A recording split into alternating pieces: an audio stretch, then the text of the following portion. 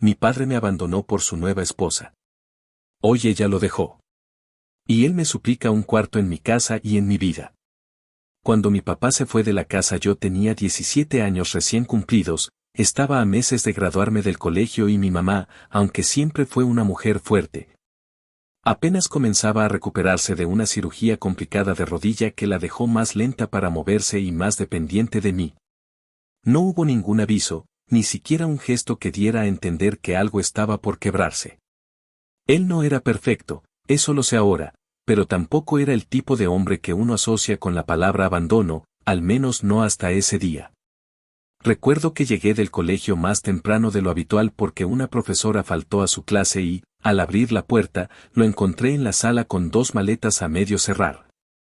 Una laptop en una mochila que jamás usaba y una expresión entre nerviosa y determinada, como si llevara semanas practicando lo que iba a hacer.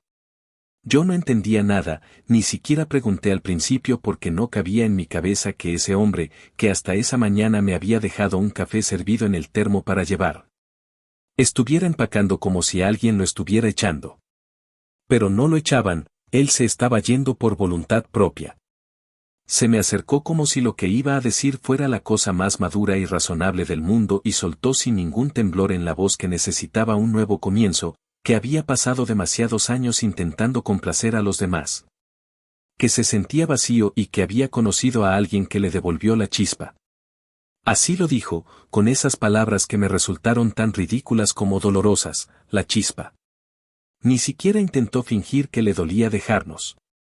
Cuando le pregunté si eso significaba que ya no volvería a casa, me dijo que no lo sabía, que el futuro era incierto, que él tampoco tenía todas las respuestas, pero que por primera vez en su vida estaba tomando una decisión para él. A mamá, que estaba en su habitación acostada con la pierna elevada y con el rostro hinchado por la cortisona, apenas la fue a ver. Le dijo algo como lo siento, no puedo más, y se fue sin esperar respuesta. No hubo lágrimas de su parte. No hubo discusión. No dejó su número de teléfono. No explicó quién era esa mujer, ni cómo la conoció, ni cuánto tiempo llevaba engañándonos. Simplemente subió al carro y se marchó, como si nosotras no fuéramos más que una versión de su vida que ya no encajaba en su nuevo proyecto. Esa fue la última vez que lo vi en años. Los primeros meses después de su partida fueron duros, no solamente por la carga emocional sino porque la situación económica nos golpeó sin piedad. Mi madre tenía una pensión por discapacidad parcial que apenas cubría sus medicamentos, y yo tuve que buscar trabajo de medio tiempo en una cafetería para ayudarnos con los gastos básicos. Me perdí la mitad de las ceremonias de graduación porque necesitábamos el dinero de esos turnos, y cada vez que llegaba a casa con olor a aceite de freidora y pies adoloridos, me prometía a mí misma que jamás dejaría que alguien tuviera el poder de romperme así como él lo había hecho con nosotras. Aún así, durante muchos años, no hablé mal de él. Cuando la gente preguntaba por mi padre, respondía con evasivas o decía que se había mudado. Me dolía demasiado aceptar en voz alta que él nos había reemplazado como si fuéramos muebles viejos. Y lo más humillante fue que nunca rompió el silencio por completo. Cada año, el día de mi cumpleaños, me llegaba un mensaje automático que decía feliz cumpleaños, hija, espero que estés bien. Ni siquiera incluía mi nombre. Nunca respondí. Para mí era peor que nada. Era como si quisiera seguir limpiando su conciencia sin ensuciarse las manos con la realidad. Pasaron 16 años así. En ese tiempo me gradué de la universidad estatal, conseguí un trabajo estable en una compañía de logística. Pagué un préstamo estudiantil que arrastré por casi una década y logré comprar una casa modesta pero acogedora a las afueras de Cleveland. Mi mamá vive conmigo, en un cuarto acondicionado especialmente para ella con una pequeña terraza que da al jardín. Volvió a caminar sin muletas, se entretiene con sus plantas, a veces hace voluntariado en una biblioteca y, aunque todavía hay días donde la tristeza la atrapa sin previo aviso, ha encontrado cierta paz en la rutina. Jamás volvió a hablar de él. Y yo tampoco lo necesitaba. Durante años le eché llave a esa parte de mi historia, convencida de que el mejor castigo para él era nuestra indiferencia. Pensé que nunca lo volvería a ver, y si lo hacía, sería quizás en un funeral o en una noticia amarga sobre alguien que fue importante y dejó de serlo. Pero estaba equivocada. Ayer por la tarde, mientras volvía del supermercado con 2 bolsas de comida en el asiento del copiloto y una lista de pendientes girando en mi cabeza, lo vi sentado en mi porche, como si perteneciera a esa escena. Como si el tiempo no hubiera pasado o como si el simple hecho de estar allí le diera derecho a existir otra vez en nuestras vidas. Al principio pensé que era una alucinación o una mala broma, pero cuando bajé del carro y él se levantó, con ese andar pesado que antes era tan firme, lo supe. Era él. Con más arrugas, con la mirada cansada, con una bolsa de supermercado como equipaje y un suéter que no le protegía del frío que empezaba a calar. Me dijo que necesitaba hablar conmigo, que no tenía a dónde ir, que su esposa lo había dejado y que la vida le había dado la espalda. Me contó, con voz rota y sin mucho orden, que ella lo había echado con una orden de alejamiento, que la casa estaba a nombre de ella, que el dinero que tenía se esfumó en un negocio que no entendía y que ahora estaba solo. Realmente solo. Luego, con los ojos vidriosos, me preguntó si podía quedarse unos días en mi casa mientras se reorganizaba, mientras veía qué hacer. Lo dejé pasar. Lo senté en la sala. Le serví un vaso de agua. Y mientras me contaba, entre tropiezos, todo lo que supuestamente le había pasado, yo solo pensaba en lo irónico que era todo. Él, el mismo que se largó sin mirar atrás, el mismo que me borró con un mensaje automatizado cada año, estaba ahora frente a mí, en mi casa, en mi sala, pidiéndome un cuarto, un techo, una segunda oportunidad. Pero no me movió la compasión. No fue eso lo que me hizo abrir la puerta.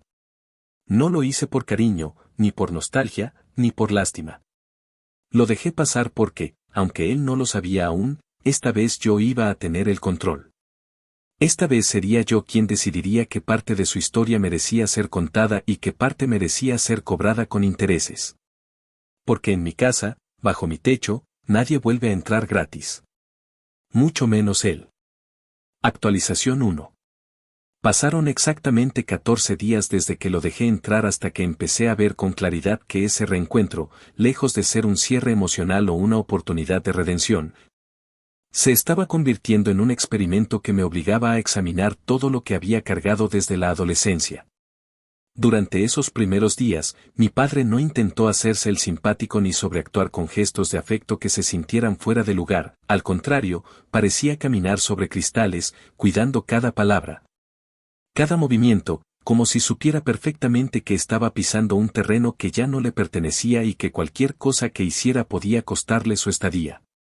En el fondo, yo creo que lo sabía, sabía que no tenía derecho a nada, pero también sabía que yo, por alguna razón que todavía no terminaba de entender, le había abierto la puerta.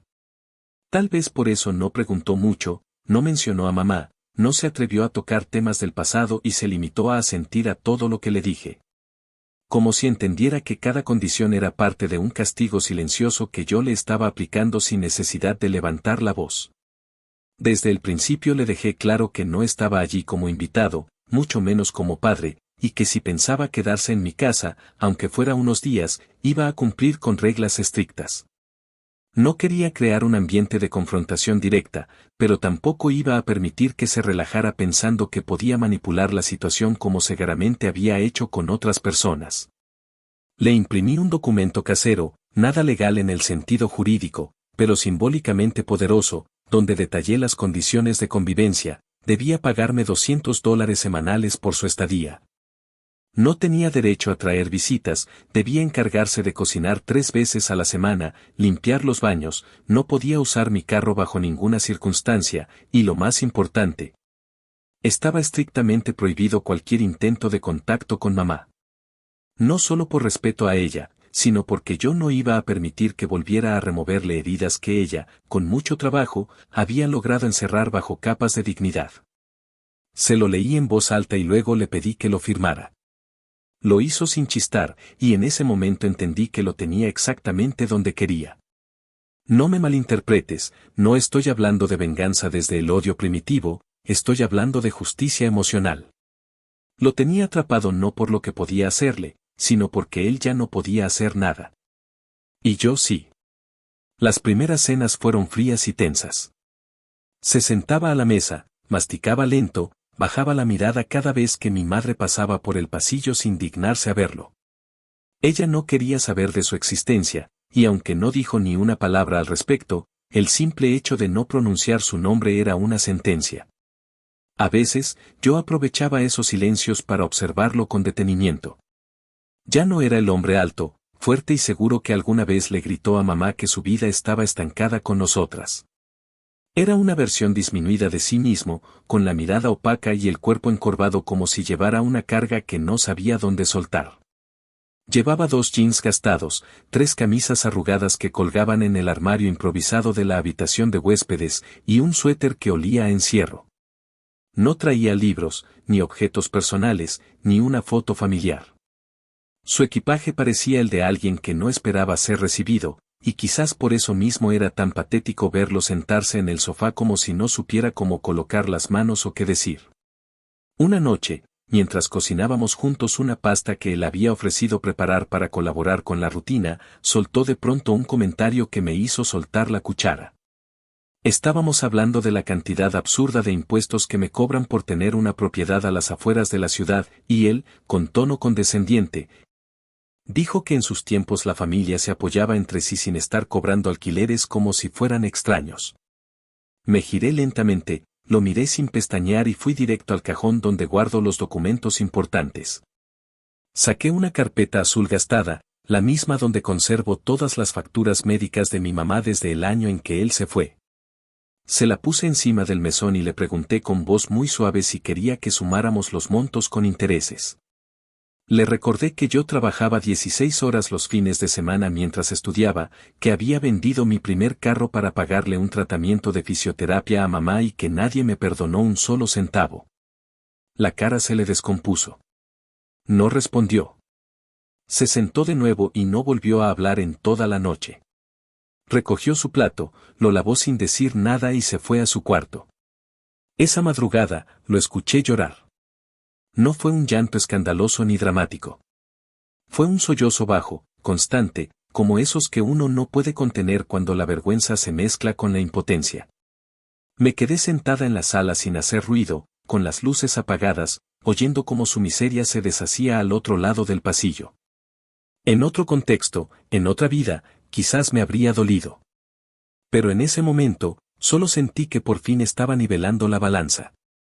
Que esa primera grieta que él había abierto en nuestra historia con su abandono comenzaba ahora a tragarlo a él. No porque yo lo empujara, sino porque estaba cayendo solo.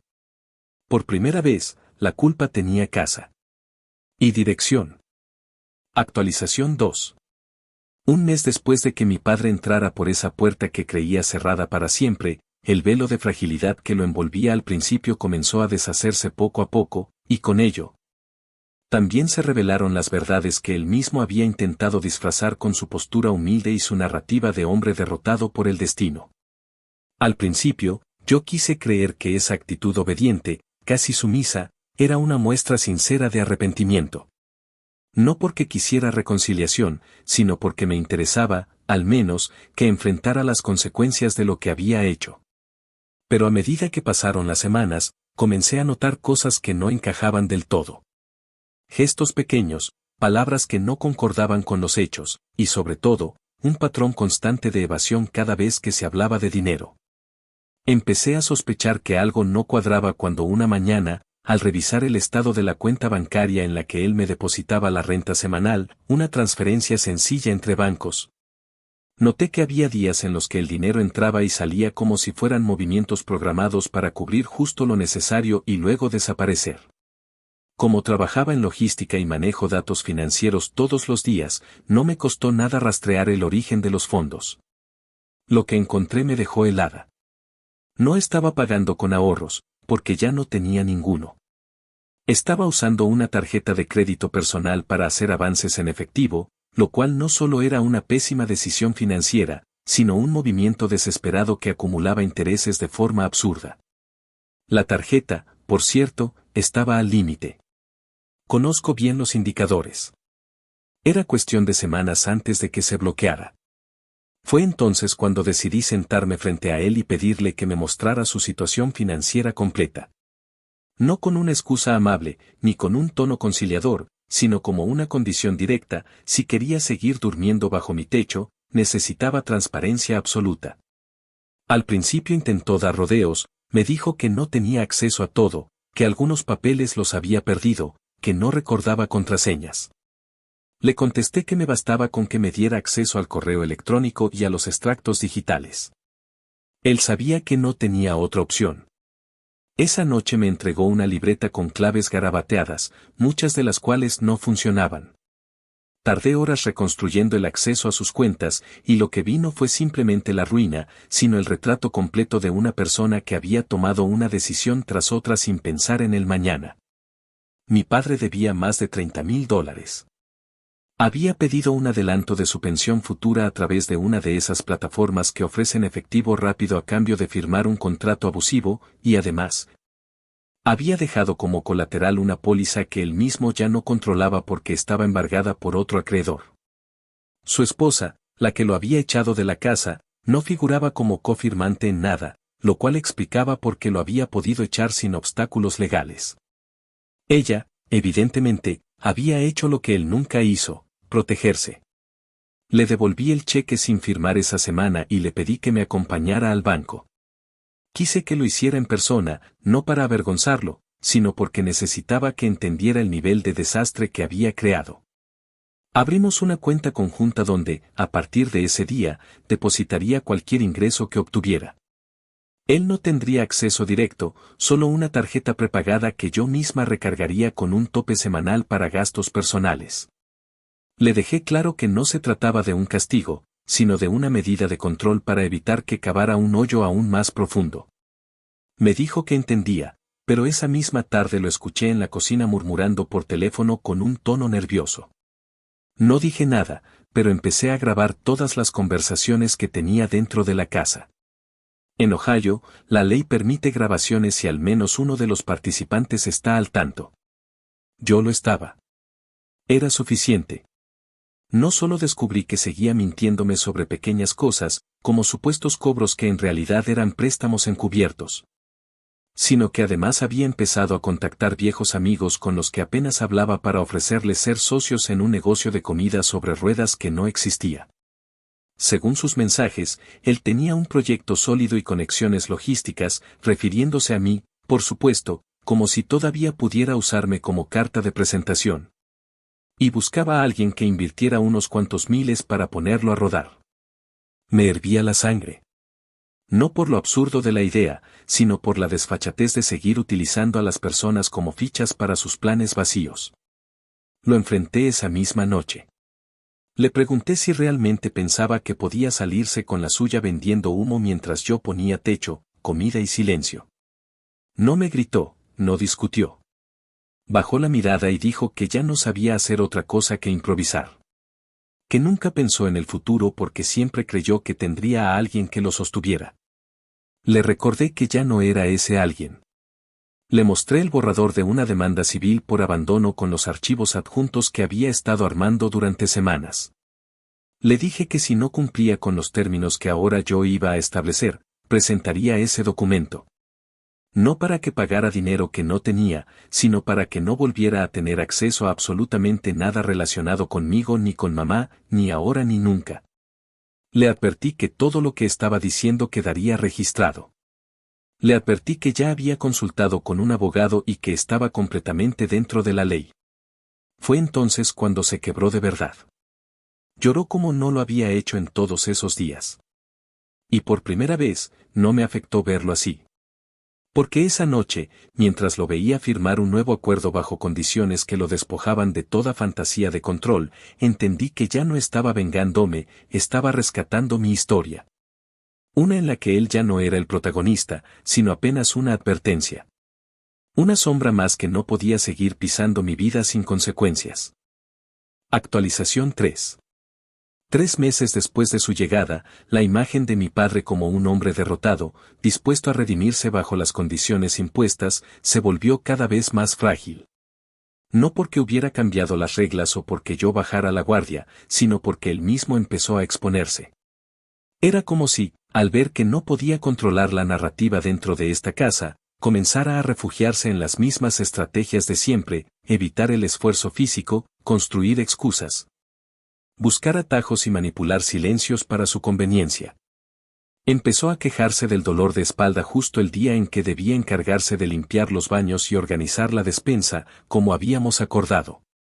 No fue un reclamo directo, sino una mezcla de gestos lastimeros, estiramientos exagerados y frases dichas al aire como, ya no tengo el cuerpo de antes, o creo que esa cama me está matando la columna. Fingía una fragilidad que claramente era más emocional que física, esperando que yo reaccionara con la misma disposición con la que mamá solía compadecerse cuando él fingía sentirse invisible. Pero yo no era mamá. Y esto no era una casa abierta a la manipulación emocional. Así que lo llevé directamente a una clínica gratuita, una de esas que conozco bien porque, cuando estudiaba y trabajaba en paralelo, las visité más de una vez por infecciones respiratorias maltratadas y agotamiento físico que me costaba atender en un hospital privado. En el formulario de admisión, lo obligué a anotar todos sus síntomas con detalle. Mientras esperábamos, no hablaba. Solo hojeaba una revista con las manos temblorosas, sabiendo que ese silencio incómodo no me afectaba en lo absoluto.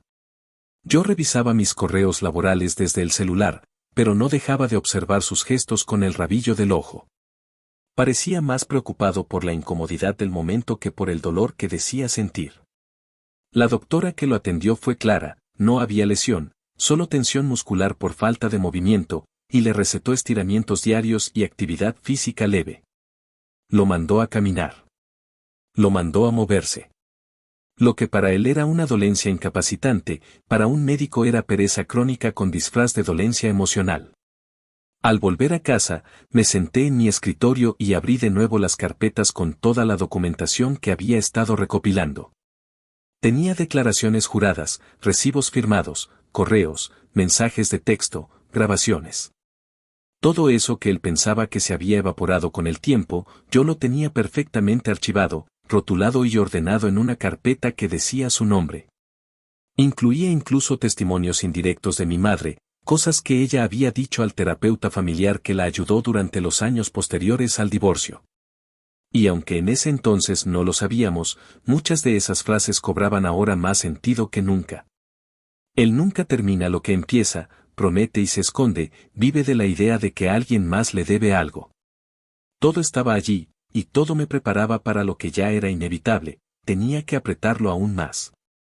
No porque disfrutara hacerlo, sino porque entendía que si no lo hacía, él iba a seguir creyendo que podía fingir debilidad para evitar consecuencias.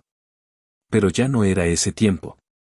Lo llamé al comedor, le puse en la mesa el nuevo cronograma de tareas y horarios que debía cumplir, incluyendo turnos nocturnos para conseguir ingresos fuera del arreglo que teníamos. Y se lo leí en voz alta como si fuera un contrato. Él, con la mirada gris y apagada, intentó suplicar una excepción, dijo que estaba buscando un socio para su proyecto, que tenía ideas que podrían funcionar, que solo necesitaba tiempo. Le pregunté, sin levantar la voz, si eso significaba que había estado usando mi nombre o mis recursos para presentarse como alguien confiable ante otras personas. Al ver cómo tragaba saliva sin responder, le mostré impresos los mensajes que había enviado por WhatsApp y correo a varios conocidos. Con frases como tengo acceso a la parte logística o conozco a alguien con contactos en bodegas. Le recordé que no solo estaba violando los términos de nuestra convivencia, sino que además estaba exponiéndome a problemas legales y personales que no iba a tolerar. Entonces le di una última opción. Una sola. Comenzar un empleo de jornada nocturna en un almacén mayorista que quedaba a 40 minutos en autobús, con un salario mínimo pero estable, donde podía trabajar descargando paquetes, clasificando mercancía y asegurando inventario. Le dije que yo misma había hecho la solicitud por él, que había usado su nombre con autorización, dada por el poder legal limitado que él firmó semanas antes, y que debía presentarse ese mismo viernes a la entrevista.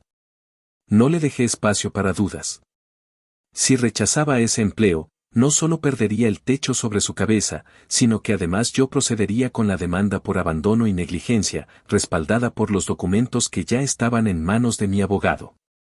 Lo enfrenté directamente, sin gritos, sin dramas.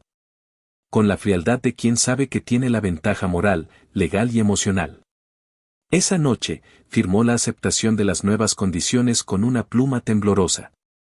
Su firma era apenas una línea quebrada que parecía trazada por alguien con la voluntad erosionada. Me preguntó si esto era para siempre. Le dije que nada en su vida era para siempre, pero que esto duraría exactamente lo que él se demorara en dejar de ser una carga. Cuando terminó de firmar, se levantó sin mirarme y se fue al cuarto. Por primera vez desde que llegó, no encendió la luz del pasillo. No escuché su puerta cerrarse. Solo un silencio denso, prolongado, como el de un animal que sabe que ya no puede escapar. Esa noche dormí con una extraña sensación de justicia. No alegría. No alivio. Solo justicia. Porque después de años de haber sido tratada como una consecuencia, ahora era yo quien trazaba las condiciones. Y él, por fin, era quien las padecía. Actualización 4. 6 meses después de que cruzara el umbral de mi casa con una bolsa plástica en la mano y el rostro derrotado. La dinámica entre nosotros había dejado de parecer una reconciliación tardía para convertirse en una transacción completamente clara. Él ocupaba un espacio bajo condiciones firmadas y supervisadas. Y yo dirigía cada movimiento con la exactitud con la que una administradora controla a un empleado que no fue contratado por mérito, sino por necesidad. No había afecto, ni reconciliación emocional, ni segundas oportunidades disfrazadas de piedad. Había estructura, había consecuencia, y sobre todo, había una distancia que no se medía en metros sino en todo lo que ya no estábamos dispuestos a fingir. Para entonces, su rutina era simple, se despertaba poco antes del mediodía, tomaba café recalentado. Revisaba papeles que yo misma le entregaba y luego se iba a trabajar en el turno nocturno del almacén donde descargaba cajas hasta las 3 de la mañana. Cumplía. No con entusiasmo, pero cumplía. Eso era lo mínimo que podía hacer después de haber destrozado una familia y desaparecido durante más de una década. Durante ese tiempo, me encargué de renegociar su deuda. Con el poder limitado que me había otorgado en un acto desesperado, llamé a cada acreedor, recopilé todas las cuentas pendientes y logré que aceptaran un acuerdo de pago bajo términos nuevos, cuotas mínimas, sin posibilidad de adelantar intereses y con una cláusula específica que les permitiría embargar su pensión en caso de incumplimiento. Era un trato brutal para él, pero era lo único que podía sostener con su salario actual. No le hice favores. No lo defendí. Solo optimicé su ruina para que no estallara en mi sala. Cada semana, revisaba los depósitos, controlaba los pagos y monitoreaba su comportamiento como si se tratara de una empresa a punto de quebrar. Porque eso era él ahora. Un hombre quebrado al que yo no pensaba rescatar. Solo administrar hasta que dejara de ser un problema. Mamá, por su parte, seguía sin pronunciar su nombre. Se cruzaban en los pasillos como dos desconocidos que se ignoran por acuerdo tácito. Ella había vuelto a dormir tranquila desde que él aceptó el trabajo. Su única condición seguía intacta, él podía estar bajo este techo, pero jamás ocupar el mismo espacio emocional. Y él, lo sabía. Sin embargo, se acercaba una fecha clave. El contrato de renta informal que yo había redactado al principio estaba a punto de vencer. Y con él, también vencía mi paciencia. No por algo específico que hubiera hecho en los últimos días, sino porque ya no podía soportar su presencia. Había cumplido con lo que le exigí, sí. Pero su sola existencia en mi casa era como una sombra persistente. Una interrupción constante a mi estabilidad.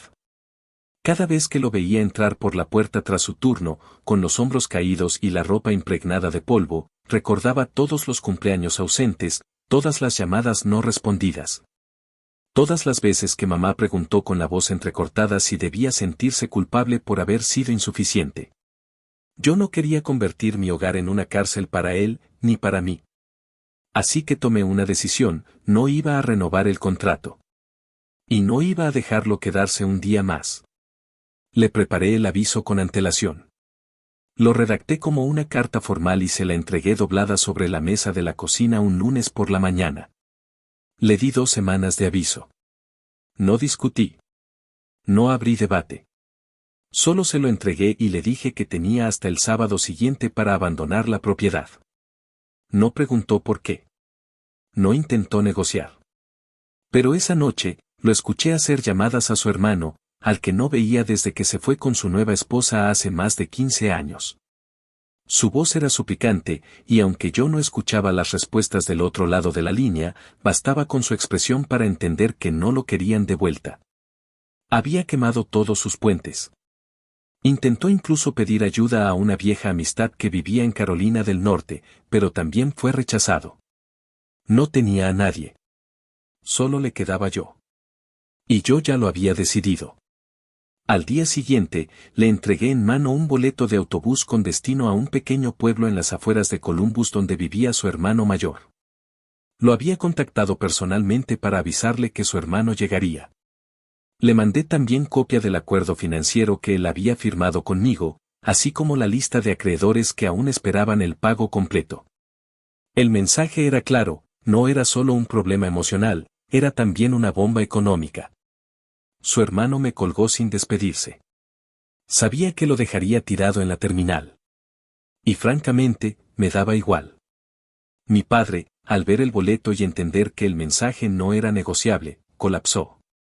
Cayó de rodillas en la sala como si esa postura fuera a conmoverme. Me dijo que no tenía a dónde ir, que lo estaban dejando solo como un perro. Le recordé, con absoluta calma, que así fue como él nos dejó a nosotras. Sin un plan, sin una red, sin un mensaje decente. Le dije que, al menos, yo le había dado tiempo, techo, comida, control financiero y la posibilidad de reestructurar su vida. Algo que él no se molestó en ofrecer ni siquiera por cortesía cuando se marchó de la nuestra. No hubo gritos. No hubo lágrimas que yo quisiera consolar. Solo hubo un sobre con $100 en efectivo, una hoja impresa con la dirección de un refugio para adultos mayores en Cleveland y un espacio emocional completamente sellado. Cuando subió al autobús ese sábado por la mañana, no lo acompañé. Le dejé su maleta lista en la entrada, cerré la puerta y me senté en la sala a tomar café con mamá mientras ella regaba sus plantas y me hablaba del último libro que había leído. Era como si algo se hubiera liberado en esa casa. Como si el aire ya no tuviera que compartirse con el peso de una historia mal cerrada. Había terminado de saldar la deuda más antigua de mi vida. Y aunque él no lo supiera, ese era su verdadero castigo, haber sido reducido a un huésped que nadie quiere recibir de nuevo. Ni en la casa. Ni en la memoria. Ni en el corazón. Actualización final. Un año completo ha pasado desde que subió a ese autobús con el sobre de billetes arrugados en el bolsillo de su chaqueta y los ojos cargados de una mezcla entre derrota y desconcierto. En aquel momento creí que no volvería a saber de él, o al menos no de una forma directa. Imaginé que la vida seguiría su curso, que él se disolvería lentamente entre albergues y oficinas de ayuda estatal, que quizás terminaría mendigando espacio en algún sofá prestado. O que simplemente caería en el anonimato como tantos hombres que jugaron con la estabilidad de su familia y acabaron pagando caro el precio de su ego. Sin embargo, la realidad fue un poco distinta. Hace unas semanas, en uno de mis recorridos mensuales al refugio donde colaboro entregando ropa de invierno y víveres. Una rutina que adopté como parte de mi proceso de cerrar etapas sin tener que volver al pasado directamente, me lo volví a cruzar. No fue algo planeado, ni tampoco lo busqué. Solo sucedió. Estaba en el comedor, sirviendo café en una fila de hombres mayores, algunos con muletas, otros en sillas de ruedas, y varios con esa mirada hueca que solo se les ve a los que ya no esperan nada de nadie. Me tomó unos segundos reconocerlo.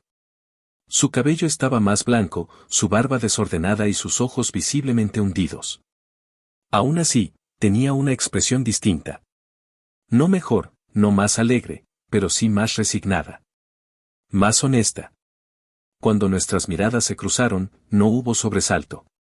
Él me reconoció de inmediato, pero no hizo ningún gesto brusco ni intentó hablarme como si nos debiéramos algo. Fue apenas una inclinación leve de cabeza, como la que se le hace a alguien que se respeta a la fuerza, no por cariño, sino porque ya no se le puede enfrentar con arrogancia. No me acerqué de inmediato. Terminé de entregar la caja con abrigos, Conversé con la coordinadora habitual del centro y estuve a punto de irme sin decir nada. Pero algo me detuvo. Quizá no por él, sino por mí. Porque ya no me dolía. Ya no me lastimaba verlo. Ya no sentía ese nudo de resentimiento que alguna vez me había empujado a organizar carpetas, contratos y humillaciones con una meticulosidad casi quirúrgica. Así que di la vuelta, me acerqué y le pregunté cómo estaba. Su voz tembló apenas al responder que seguía allí, que lo habían dejado quedarse por tiempo indefinido siempre y cuando colaborara con ciertas tareas. Me dijo que se levantaba a las 5 de la mañana para organizar las bandejas, que después ayudaba con el inventario y que por las tardes participaba en un grupo de terapia con otros residentes. Luego, como si se le escurriera sin planearlo, me dijo que contaba su historia. No para dar lástima, sino como advertencia. Me dijo, con la voz áspera, que les decía a los más jóvenes, no pierdas a tu familia por un capricho, porque cuando el capricho se canse, vas a perderlo todo. No supe qué decir. No porque no tuviera palabras, sino porque ninguna me parecía necesaria. Me agradeció por no haberlo dejado en la calle. Yo respondí que no lo hice por él, sino por mí. Porque no podía cargar con alguien así en mi conciencia, pero tampoco en mi casa. Le dije que su presencia fue una deuda que saldé con organización, no con afecto. Que le abrí la puerta por obligación moral, pero que haberlo dejado ir fue el verdadero acto de justicia. Me miró sin discutir. Bajó la cabeza, murmuró algo parecido a lo entiendo, y volvió a su rutina. No pidió volver. No preguntó por mamá. No ofreció ningún intento de reconciliación. Solo aceptó, por primera vez en su vida, que ya no tenía un lugar en la nuestra. Volví a casa esa tarde con las manos vacías, pero con una paz que no había sentido en años. Mientras manejaba, me di cuenta de que toda esa energía que antes ocupaba pensando en cómo castigar su abandono, ahora estaba canalizada en proyectos que sí me daban algo a cambio. Estoy terminando un posgrado en administración, he crecido en mi trabajo lo suficiente como para liderar mi propio equipo y, lo más importante, mamá y yo compartimos cenas donde ya no pesa ningún fantasma. Ella no preguntó por él cuando llegué. Solo me ofreció una taza de té y me contó que una vecina había comenzado a tomar clases de pintura. Me quedé escuchándola, observando cómo el tiempo le había devuelto algo de la alegría que él le quitó, y entendí que el cierre no siempre llega con una disculpa ni con un reencuentro reparador. A veces llega así, con una tarde de otoño tranquila, con las ventanas abiertas, con una conversación sobre cosas simples, y con la certeza de que quien destruyó una familia hoy sirve café en un comedor donde nadie lo llama por su nombre completo. No lo odio. No me hace falta. Pero tampoco lo perdono. Porque hay cosas que no se perdonan, se procesan.